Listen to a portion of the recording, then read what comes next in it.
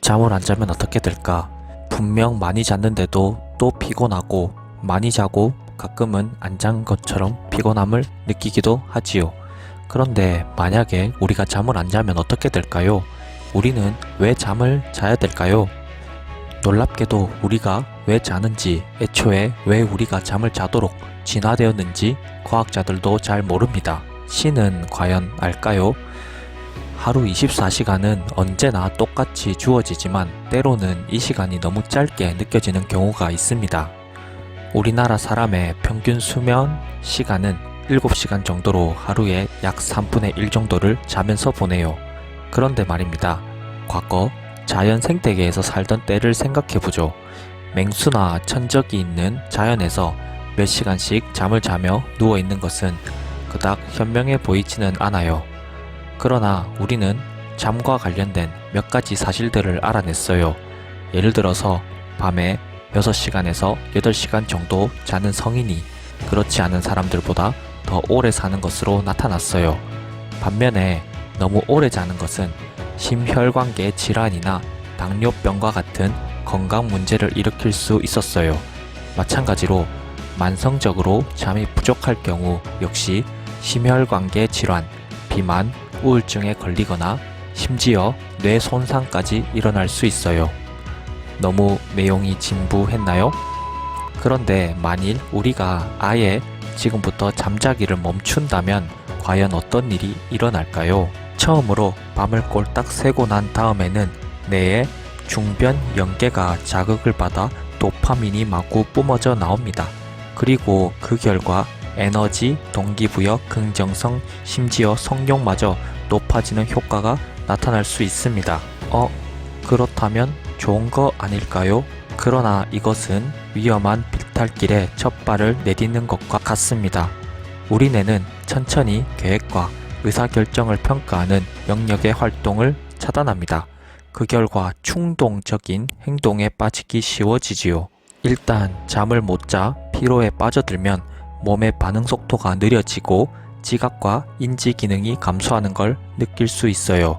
하루나 이틀쯤 잠을 자지 않으면 포도당을 적절히 대사하는 능력을 잃어버리고 면역계 역시 제 기능을 하지 못해요. 3일 연속 잠을 자지 않자 환각을 경험한 사례도 보고되었어요. 외모도 중요하겠죠? 외모가 어떻게 될지 걱정되지 않나요? 한 연구에 따르면 수면 박탈과 외모 사이에도 직접적 상관관계가 나타났어요.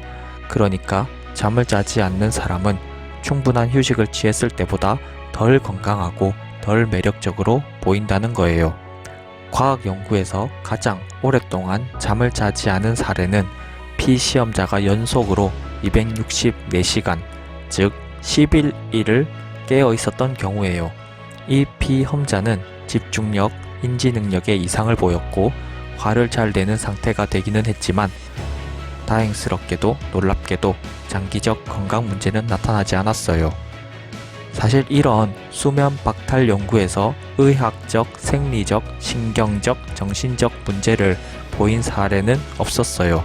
그러나 그 연구들은 제한된 조건에서 이루어진 실험이었고 수면 박탈 시간이 더 길어질 경우 영구적 손상이 일어날 가능성을 배제할 수는 없어요. 예를 들어 쥐를 가지고 수면 박탈 실험을 했을 때 대개 2주가 지나면 쥐들이 죽어버렸어요. 그런데 과학자들은 죽음의 원인이 수면 부족 때문인지 아니면 계속해서 잠들지 못하게 깨우는 과정에서 받은 스트레스 때문인지는 확실하지 않다고 말해요. 어쩌면 우리는 치명적인 가족성 불면증에서 그 답을 찾을 수 있을지도 몰라요. 이 희귀한 뇌의 유전적 질병에 걸린 환자는 점차로 심각한 불면증에 시달리며 잠을 자지 못하다가 환각을 경험하고 치매 상태에 빠졌다가 급기야 죽음에 이르게 돼요. 이런 질병은 지금까지 전 세계에서 100명 정도만으로 보고되고 있어요. 환자들의 증상이 나타난 후 평균 생존 기간은 18개월 정도예요. 그 기간 동안 잠을 이루지 못하는 증상은 점점 심해지고 몸의 장기들은 점차로 기능을 상실하게 돼요. 그러니까 수면 부족이 당장 여러분의 목숨을 앗아가지는 않겠지만 지속적인 수면 박탈은 신체에 부정적인 영향을 준다고 할 수 있어요. 오늘의 결론. 잘 자요. 하지만 너무 많이는 말고요. 오늘도 영상 봐주셔서 감사합니다. 구독과 좋아요 부탁드립니다. 감사합니다.